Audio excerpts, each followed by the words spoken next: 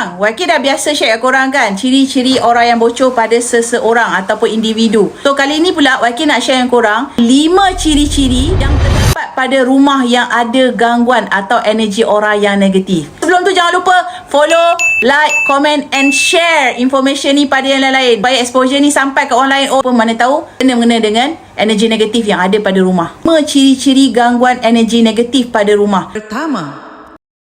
Yang pertama, YK akan share dengan korang keselesaan ataupun tidur kita yang tidak lena. Gangguan tertidur ni, nak tidur pun asyik boleh jadi terkejut-terkejut ataupun kita rasa macam kena tindih. Tu maksudnya ada energi negatif dalam rumah.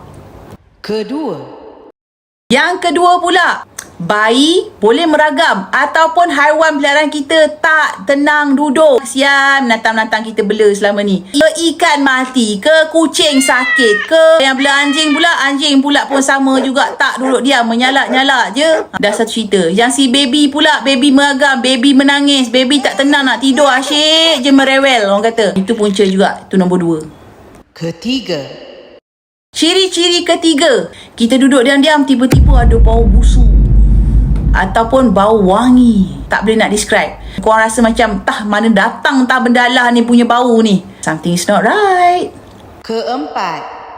Ciri-ciri yang keempat bagi rumah yang ada gangguan atau energi negatif, korang rasa seperti korang diperhatikan. Tiba-tiba korang rasa ada kelibat. Yang YK boleh share untuk korang, ceiling tu berbunyi macam korang ingatkan ada musang ke kucing bergaduh kat atas ceiling, ataupun korang dengar bunyi pasir kena baling atas bumbung atau ceiling. Ada tak ciri-ciri dalam rumah korang sendiri? Kalau ada, tolong dapatkan rawatan untuk cleansing rumah korang. Kita orang pun buat. Nak tahu lebih lanjut, pergi je kat YK punya profile, ada link kat sana, tekan link kat sana.